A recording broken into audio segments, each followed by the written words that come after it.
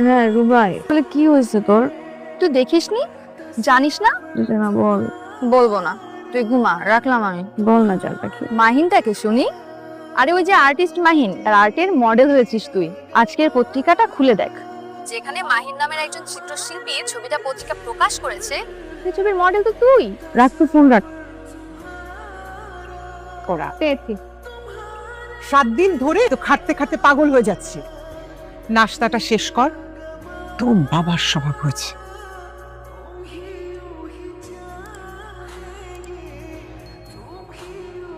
অদিতি, আমি ওই আর্ট গ্যালারিতে যাচ্ছি। তুই এক্ষুনি রেডি হয়ে চলে আয়। 와우, very nice.はい、大好きです。はい。これ売ってる？欲しいです。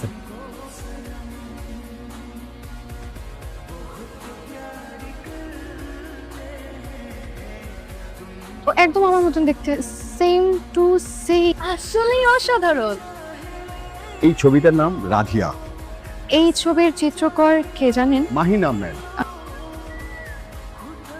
এক্সকিউজ মি, যে মাহিনদাকে আমার মনে হয় কি দরকার জানতে পারি? আপনি বেশি কথা বলেন, চিনে থাকলে বলুন। চিনি, কিন্তু জানি না কোথায় আছে। হয়তো কোনো কোনায় পড়ে আছে। এত কথা তো বলতে হতো না। কে না কে কার ছবি এঁকেছে, চেহারার সাথে না হয় একটু মিলে গেছে। কি এমন মহাভারত অশুদ্ধ হয়েছে? আমি গেলাম, ওর সাথে পরে দেখা হবে।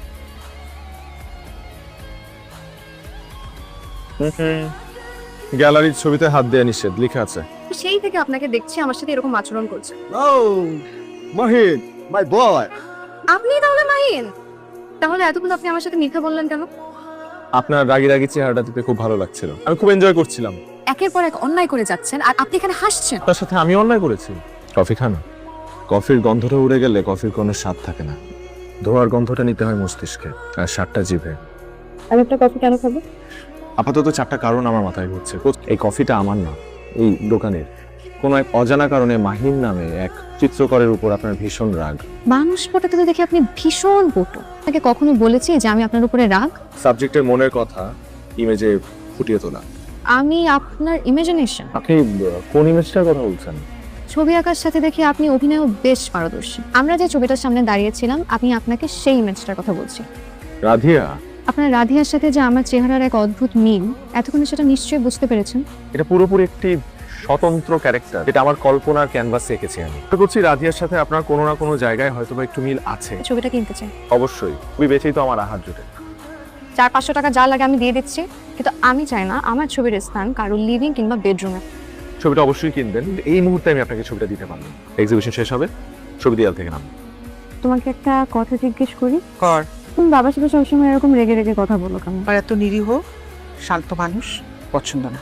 আশেপাশে যে মানুষজন আছে কিছুই উনি খেয়াল করেন না। থাকতে দাও না বাবার মতন। তোর ভাইটা যেদিন প্রচন্ড জ্বর নিয়ে খিচুনি হয়ে মারা গেল, আমি ছেলেটাকে হাসপাতাল পর্যন্ত নিতে পারিনি। সেদিন তোর বাবা তার বন্ধুর বাড়িতে লাইব্রেরিতে কবিতা নিয়ে আড্ডা মারছিলেন। জলজ্যান্ত বাচ্চাটা আমার কোলে লুটিয়ে পড়লো, আমি কিচ্ছু করতে পারলাম না। সেদিন থেকে তোর বাবাকে কোনোদিন ক্ষমা করিনি, করতে পারবো না। তোর বাবাই আমার ছেলেটাকে মেরে ফেলেছে। মৃত্যুকে বলে করে আসে, ও তো বাবারও সন্তান। বাবা কি কষ্ট হয়নি? এক্সকিউজ মি, রাধিয়া যে, আমি তো মনে মনে আপনাকেই ভাবছিলাম। আমার নাম অদিতি। না কোনো অ্যাড্রেস, না কোনো ফোন নাম্বার দিয়ে গেলেন আমাকে। কি হয়েছে? আপনি কি ছবিটা কাউকে দিয়ে দিয়েছেন? আপনি ভাগ্যিস আমাকে আপনার ফোন নাম্বারটা দিয়ে যান। আপনাকে কনভিন্স করে ছবিটা আমি অন্য কাউকে দিয়ে দিই। আসলে একজন জাপানি ভদ্রলোক, খুব শৌখিন মানুষ, 7 দিন যাবত আমার পিছনে লেগে আছে। ছবিটা নাকি তার চাই। সে আমাকে খুব হ্যান্ডসাম একটা অ্যামাউন্ট অফার করেছে। গতকাল রাত পর্যন্ত ছিল 6 লাখ, আজকে হয়তো আরো 1 লাখ বেড়েও যেতে পারে। কি বলেন এগুলো পাগলের মতন? আপনি আজকেই প্লিজ ওনাকে ছবিটা দিয়ে দিন। ছবি বিক্রি না হলে আমার ঘরে চাল ঢোকে না, এটা সত্যি। কিন্তু কথা বা ভালোবাসার মূল্য আমার কাছে চাল ডালের চেয়ে অনেক বেশি। ছবির প্রতি নাকি? আপনিই তো আমার রাধিয়া।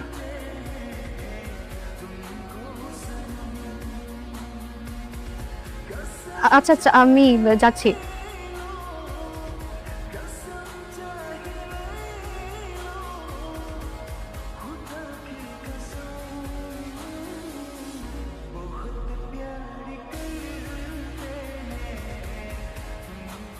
এত সুন্দর যার ভাবনা, এত সুন্দর যার কল্পনার বিবেক, না জানি তার মুখটা কত সুন্দর। কি দেখছো এমন করে?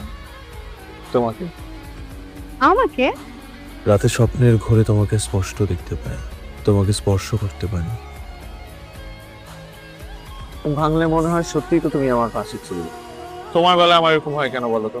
প্রথম প্রেম তো, তাই হয়তো। আমরা যখন পোর্ট্রেট করি আমরা চাইলেই সেই রং কিংবা পেন্সিলের দাগ ইরেজার দিয়ে মুছে ফেলতে পারি, কিন্তু তুমি আমার এক অদৃশ্য পেন্সিলে আঁকা এক পরিপূর্ণ ছবির নাম, যা পৃথিবীর কোনো ইরেজার মুছতে পারবে না। এই ছবির ইতিহাস খুঁজে পেলি? সে নাকি তার কল্পনায় রাধিয়াকে দেখে, রাধিয়ার চেহারার সাথে আমার চেহারার খুব মিল। এটাও কি হয় বল? শিল্পীর প্রেমে পড়ার এটাই কিন্তু মোক্ষম সুযোগ।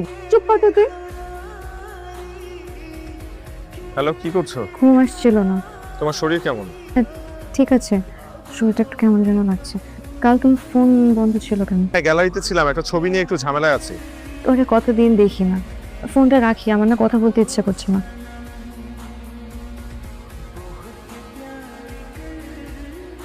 এই পুরোটা হচ্ছে আমার পৃথিবী।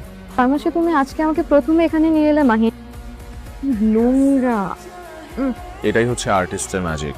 এটা তো শিল্পের প্রতি একদম অন্যায়। তুমি ওদেরকে ওদের মতো থাকতে দাও না। ইনফ্যাক্ট আমি ওদেরকে এভাবে দেখতেই বেশি কমফোর্ট ফিল করি। আচ্ছা, তুমি তো আমাকে রাধিয়া বলে ডাকো, আমি তোমাকে রং বলে ডাকি।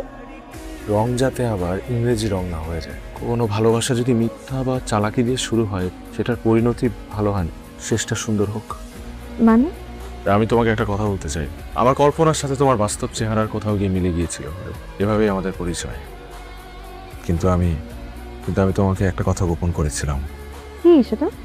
একটা সময় আমি প্রচন্ড পেইন্টিং ব্লগে ভুগছিলাম।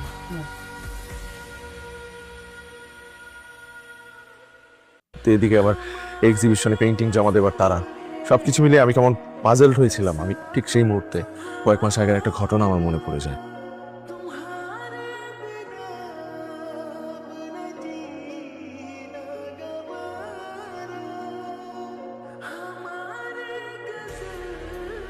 কিন্তু আমি জানতাম যেভাবেই হোক একদিন এই মেয়েটা এসে ধরা দেবে আমার কাছে, এবং সে মেয়েটা হলে তুমি।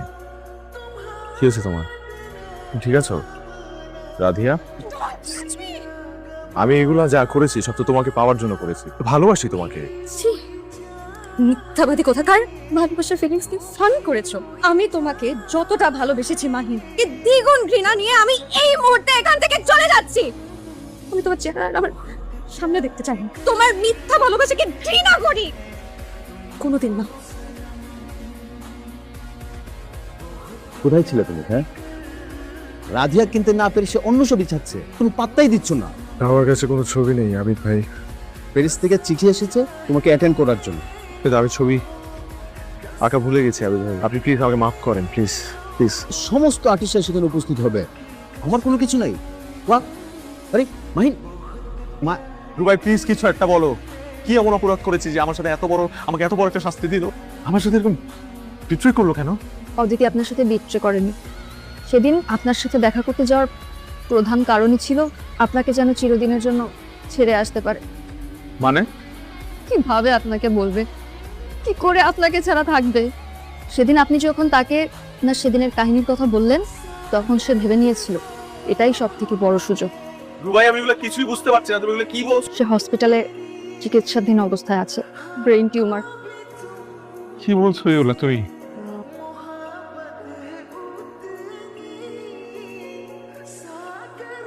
রাধিয়া, কষ্ট হচ্ছে। রাধিয়া তোমার কিচ্ছু হবে না, দেখো আমরা অনেক ধুমধাম করে বিয়ে করবো। রাধিয়া প্লিজ হাল ছেড়ে দেন। এখন টিউমারটা এত বড় হয়ে গেছে যে তার শরীর কেমো বা রেডিওথেরাপি কোনোটাতে রেসপন্ড করছে না। আমি দিব টাকা পয়সা। কিছু কিছু ক্ষেত্রে আমরা খুব অসহায়।